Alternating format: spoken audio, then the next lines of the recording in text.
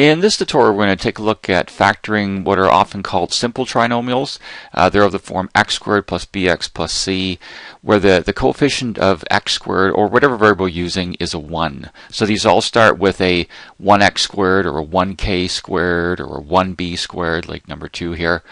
There is another factoring technique if that leading coefficient of the squared term, the quadratic term, isn't 1. But that's another video.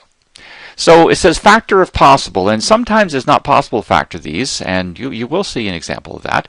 So the first one here, we're asked to factor x squared plus 8x plus 16.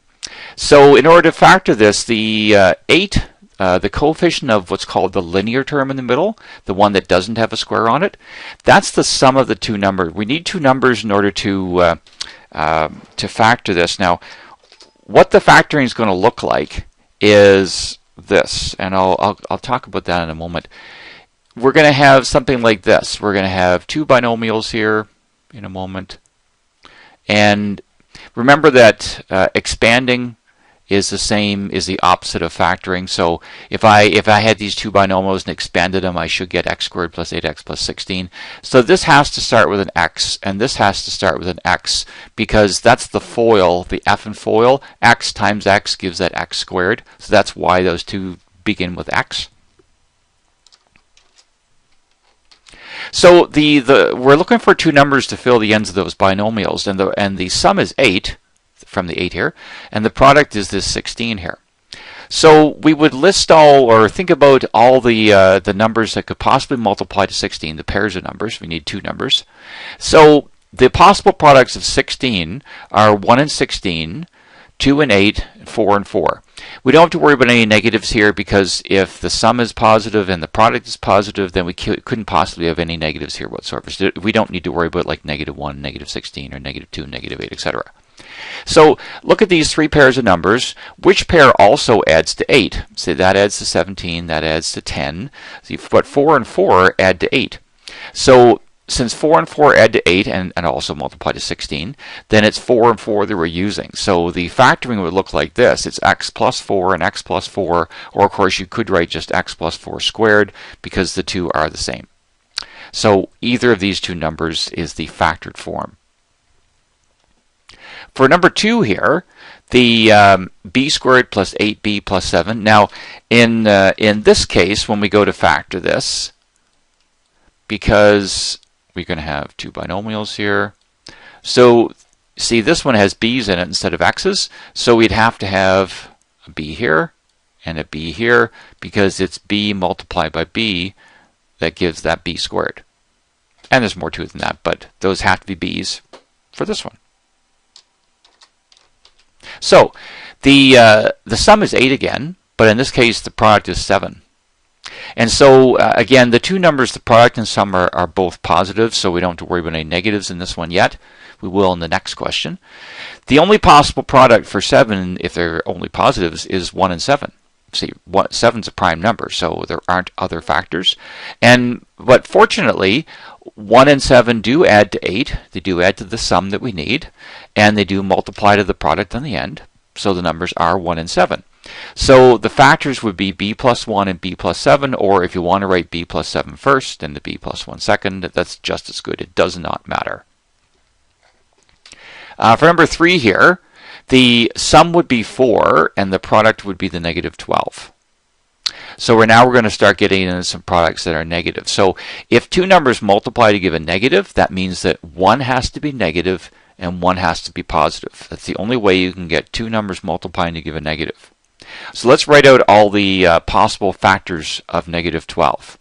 So it's -1 and 12, or the 1 could be positive and the 12 negative.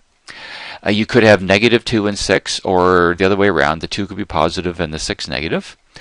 You could have -3 and 4, or the 3 could be positive and the 4 negative. So that's all the possible pairs of numbers that multiply to -12. We need to select the pair that the sum is also 4. So for example, if we look at this, see those two numbers, they add to 11, so that's no good. It's not even close to 4. That adds to -11. -2 and 6, see that adds to 4. So negative 2 and 6 adds to 4 and multiplies negative 12. See, that adds to negative 4, so that one's no good. That adds to positive 1, and that adds to negative 1. So the negative 2 and 6 are the only pair of numbers that also have a sum of 4. So we would write out, so the numbers are negative 2 and 6. We would write out our factors as, and since the variable's k here, the two binomials have to start with a k. So it'd be k minus 2 and k plus 6. Or if you want to write the k plus 6 first and the k minus 2 second, that works just as good. Remember that you can always check any of these by expanding. So, for example, this one here, if I expand these together, I should end up with this. So, you see k times k would be k squared. So, I did that product. So, let's do this one. So, that would be a minus 2k.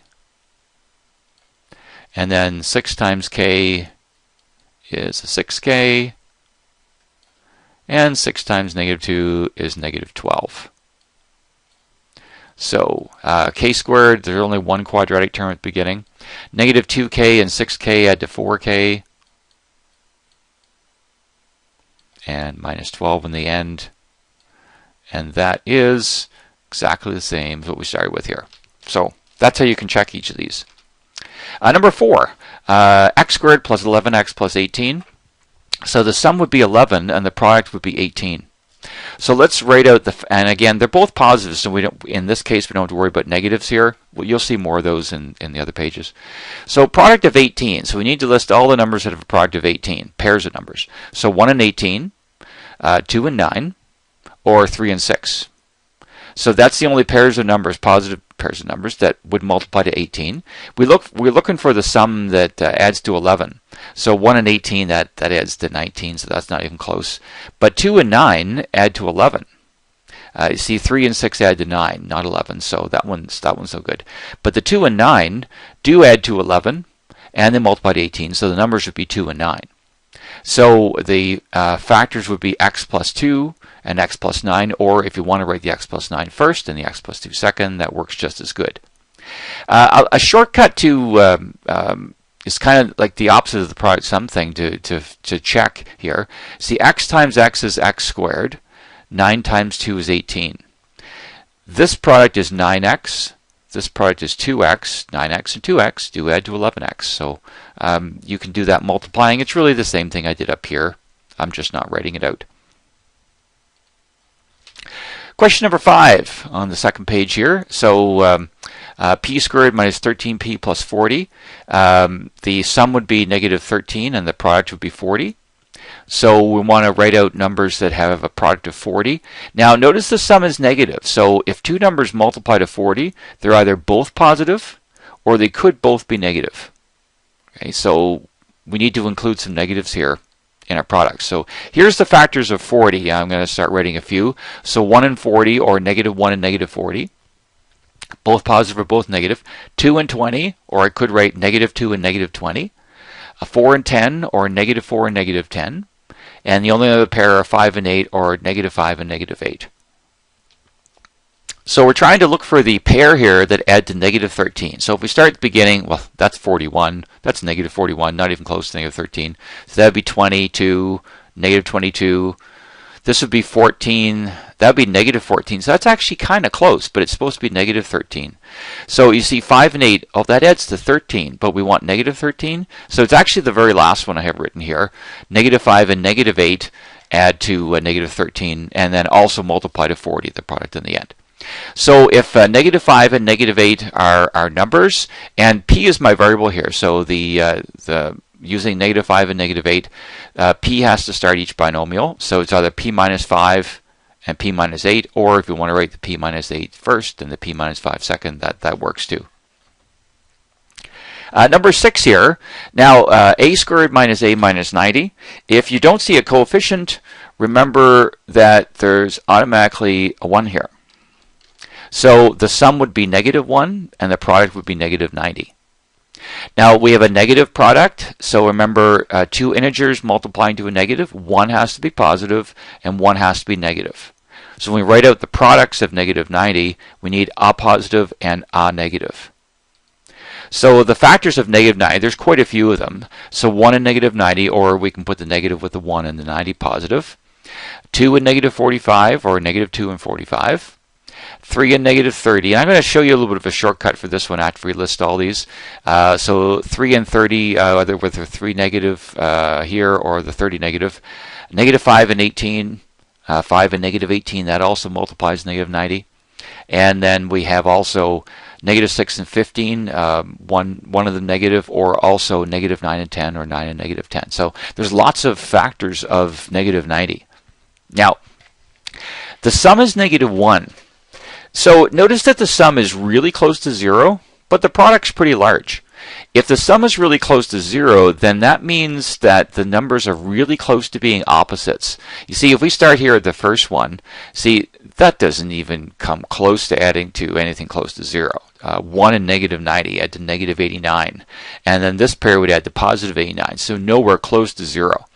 If the sum is really close to being 0, then you need numbers that are close to being opposites. So we don't need to worry about this. See, that adds to negative 43, and that adds to positive 43. We need actually look at the end here. You see, these two numbers are close to being opposites. Remember, opposites are like negative 8 and positive 8. Negative 9 and 10, that adds to positive 1. So we're getting really close here. See, it's supposed to be negative 1 here. Those are the numbers right there. See, 9 and negative 10, that adds to negative 1. So it's negative 10 and 9 that we need. That adds to negative 1. And of course, they multiply negative 90. So our numbers would be the 10 being negative and the 9 being positive. So a minus 10 and a plus 9 are the two factors, or if you want to write the a plus 9 first and the a minus 10 second, that works too. So you can use this idea to sort of cut down on your products a little bit. A lot of people don't write out all the products. They just start looking through their multiplication type of thinking, okay, so what multiplies to 90? So if the sum is really close to 0, you need numbers that are really close to being opposites. So you can kind of use that to shorten the search a little bit. Number 7, x squared plus 4x plus 4. So the sum is 4 and the product is 4. We don't see that very often. Okay, that's kind of rare that the sum and product are the same number.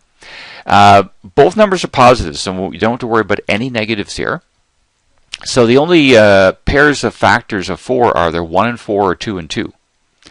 And you see it's 2 and 2 that add to 4 and also multiply to 4. So the numbers are 2 and 2. They're actually the same number. So we can write this as x plus 2 times x plus 2, or you can write as x plus 2 squared because the two factors are the same. Number 8. The sum here would be negative 4 and the product positive 24. So we're looking for numbers that multiply to 24. Now, if the sum's negative, then the product, if it's a positive 24, then it's either both positive numbers or we could have both negative numbers multiplying to a positive 24. So we need to write out the factors of 24. So we could use 1 and 24, or they could both be negative. 2 and 12, or they could both be negative. 3 and 8, negative 3, negative 8. And also 4 and 6 and 4 and negative 6. So we're looking for the sum that adds to negative 4. So if we look at all these sums, 1 and 24 add to 25, so not even close to negative 4. Negative 1 and negative 24 add to negative 25. 2 and 12 add to 14. Okay, so that one doesn't work. We need negative 4. Negative 2 and negative 12 add to negative 14, so still quite a ways away from negative 4. 3 and 8, that adds to 11. Negative 3 and negative 8 adds to negative 11. Okay, so we're close to negative 4. So we're down to the last two. See, 4 and 6 add to 10. And negative 4 and negative 6 add to negative 10. So none of these pairs add to negative 4. So even though there's lots of pairs of numbers here that could potentially work, none of them actually give us the proper sum. So then that means that this trinomial can't be factored. So you would say it isn't factorable, or you can't factor it. Okay, so that's why the if possible is in the instructions there, because once in a while you cannot find numbers with this particular sum and product. Okay, two more examples on the third page, numbers 9 and 10 here. So for number 9 here, the sum would be negative 10 and the product would be 9. So now if the sum's negative again and the product's positive, it's either two negatives or two positives. So we need to write out the possible factors of 9. So 1 and 9, or -1 and -9. Could be 3 and 3, or -3 and -3. So that's the only 4 pairs. Now the sum is -10.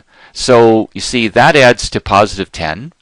That adds to 6. That adds to -6.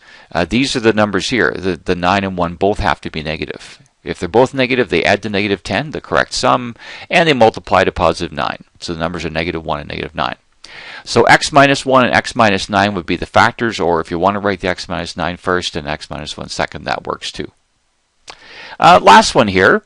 So we're asked to factor x squared plus 1x plus 3. So again, like an earlier one, I think it was negative. There's a coefficient of 1 here, so the sum would be 1 and the product would be 3. Both positives, so no negatives to worry about here at all. So the only pair of numbers that multiply to 3, or factors of 3, are 1 and 3. Okay, so we don't need to worry about the -1 and -3 because the product and sum are both positive. Now, 1 and 3 add to 4, but we're looking for a pair of numbers that add to 1. So the only possible numbers that multiply to this product don't add to 1. So again, like, was it number 8 or 7 on the previous page? This is another example that is not factorable. Okay, so again, if you can't find numbers with this particular sum and product, then you say it doesn't factor. And that's the end of the tutorial.